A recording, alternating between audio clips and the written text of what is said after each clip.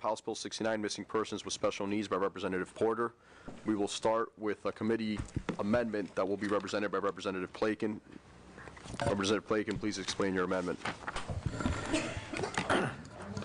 Thank you, Mr. Chairman. This is an amendment to remove lines 14 to 28 and insert, quote, missing person with special needs, providing an effective date. Are there any questions regarding the amendment? Seeing no questions, we'll go to public testimony. Margaret Hooper is here on the amendment. You're recognized to discuss the amendment. Hi, I'm Margaret Hooper. I'm the Public Policy Coordinator for the Florida Developmental Disabilities Council. And my understanding in reading the amendment that I just saw that popped up on my iPad was that it would take away an important part of the bill, which is to be able to draw down federal funds to be able to give out the devices that would protect people who need protection from wandering. So if that's the case of how I'm reading the amendment, the council who just voted to support this bill this past Friday would oppose the amendment. Thank you. Is there any debate on the amendment? Seeing none, the amendment is adopted. Representative Porter, you're recognized on your bill as amended. Thank you, Chairman, members of the committee. HB069, Missing Persons with Special Needs, or what I like to refer to as Leo's Law. Leo Walker was a special needs child that went missing in August of 2014 and in Suwannee County, Florida, and unfortunately when he was found it was too late. As so many autistic children do, he was drawn to water and they were unable to reach him in time. So, to address this issue that affects more than a few people, this program that is established by this legislation would be totally voluntary. It would establish a variety of requirements relating to how state and local law enforcement agencies respond to and investigate missing and endangered persons with special needs. It would expand the definition of the term missing endangered person to include missing persons with special needs who are at risk of wandering or elopement. It establishes a variety of requirements relating to how state and local law enforcement agencies respond to and investigate reports of missing persons, because these people often may respond to law enforcement in a manner that may seem like belligerence to a law enforcement officer, but it really is just fear or misunderstanding because of their developmental disability. And it defines what a missing endangered person is and provides civil immunity to law enforcement agencies that receive a report of a missing person with special needs. And that is the bill, Mr. Chairman. Thank you, Representative Porter. Are there any questions of Representative Porter? Is that Representative Pilon? Thank you, Mr. Chairman. That amendment went by really quick, and it's done, so it's in there. But to answer the question that was asked in the reversal, was it a friendly amendment? You're recognized. Thank you, Mr. Chairman. Yes, it is. It is something that we will address later on down the road. We may find a more acceptable way to draw down those funds. Okay, thank you. Representative Fenton, you're recognized.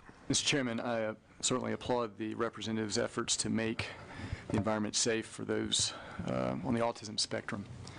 You mentioned the aspects of the bill make the features of it totally voluntary. I just want to clarify that, having just read for the first time just recently. Yes, thank you, Mr. Chairman. That is correct. It would be of a totally voluntary nature, whereas the family of the person who the special needs individual belongs to could request that that person receive a device that they can wear as a necklace or a bracelet or an anklet, so that if they were to wander away from their home or whatever establishment they happen to be at, if they wandered past a certain point, the device would then sound an alert so that that person could be found and returned home before they got too far away, and of course making it more difficult to find. And follow up, please. Recognized. And could you clarify the meaning of where the DCF would be making an annual report concerning Is it such individuals, the FDLE? Is that relating to those with the bracelets, or is this a broader requirement? I'm just trying to gauge what this means exactly. That part was removed on the amendment. That was the amendment. I'm sorry. Yes. Forgive me. No problem. Any other questions? Seeing none, we'll move on to public testimony. Our first one is Margaret Hooper, Florida Developmental Disability Council. The DD Council waives the support. Thank you. Michael, having a difficult time reading the last name, it looks like Daniels, Florida Alliance for Assistive Services and Technology. You recognize? Thank you, Mr. Chair. The Florida Alliance for Assistive Services and Technology supports this bill. However, like the Florida Developmental Disability Council, we have concerns about the amendment. FAST believes the issue is a life-saving priority. We ask the chair, the committee, and Representative Porter to continue the dialogue in an effort to assist Floridians with disabilities in emergency situations. Thank you. Thank you, sir. Last, we have Brian Pitts, trustee, Justice to Jesus. You recognize, Mr. Pitts. Thank you very much. It won't be long at all. I heard the sponsor mention not sponsor, the amendment was to take away lines 14 through 28. Problem is, all that takes away is title of the bill. So I'm trying to figure out what substance of the bill he took away if he only took away title part. Also, since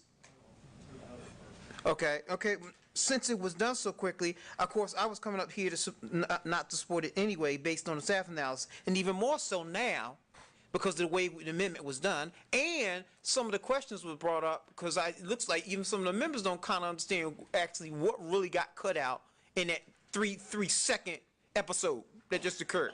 So when you're having children with this, dealing with persons like this, you need to be very careful. And you need to slow down on this. Just because of what happened, I'm definitely not going to support it. Thank you, Mr. Pitts. Members, we're now in debate. Is there any debate? Representative Watson, you're recognized. Thank you, Mr. Chair. I'm going to vote in favor of this bill today in hopes of the sponsor working with the other entities and come up with some level of compromise. Thank you, Mr. Chair. Thank you. Anyone else in debate? Representative Plakin, followed by Representative Baxley. Thank you, Mr. Chairman. Since there was concern about the amendment in debate on the bill, I'd like to say a couple things. First of all, it's lines 119 to 142. I misspoke on that. Secondly, by removing some of these portions, we think that the bill has a much all the good things in this have a much better chance of becoming law. It's deleting requirements of FDLE and DCF for these monitoring devices were removed, and certain other requirements on FDLE, some of which would have had a large fiscal impact, which perhaps would have caused the bill to weigh down. It's also outside the core competency of these two entities, FDLE and DCF, so I'm hopeful as the process moves forward, this can be looked at further, but to get this moving along, that was the reason for the amendment, and I'm very happy to stand in full support enthusiastically for the bill. Thank you, Representative. Representative Baxley, recognized. Thank you, Mr. Chairman. I'd like to thank Representative for this good bill.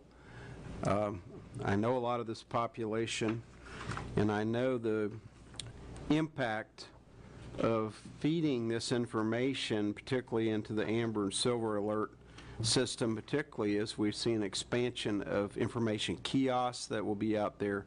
The quicker we get aware that someone's missing, the quicker we have a response, the more we'll be able to intervene for adverse circumstances. There's a great record on this with elder care. There's a great record on this with runaways. There's a great record on this with children in distress, and certainly to have a way to reach those with limitations and disabilities of any kind is an exciting turning point. So thank you for the good bill, and I plan to support it all the way. Thank you. Representative Porter, you're recognized to close on your bill. Thank you, Chair. just as an assurance to the members on the committee, we will continue to work with all of the stakeholders and try to find a less impactful way to fund this bill without necessarily putting a great deal of pressure on the finances of the state of Florida and the taxpayers of Florida. I think it's doable, and I think with the federal funds, it's definitely doable. So we will continue to work on it, and I request that you would report favorably on this bill at this time. Thank you. Thank you. Karen, please call the roll. Chairman Trujillo? Yes. Representatives Baxley? Yes. Bracy? Yes. Fant? Yes. Harrell? Yes. Kerner? Latvala? Yes. Pelon? Yes. Plaken? Yes. Pritchett? Here. Yes or no? Yes. Pritchett? Yes. Spano? Yes. Van Zant? Yes. Watson? Yes. Members, with your vote, House Bill 115 is reported favorably. Thank you, Representative. Thank you, Chairman.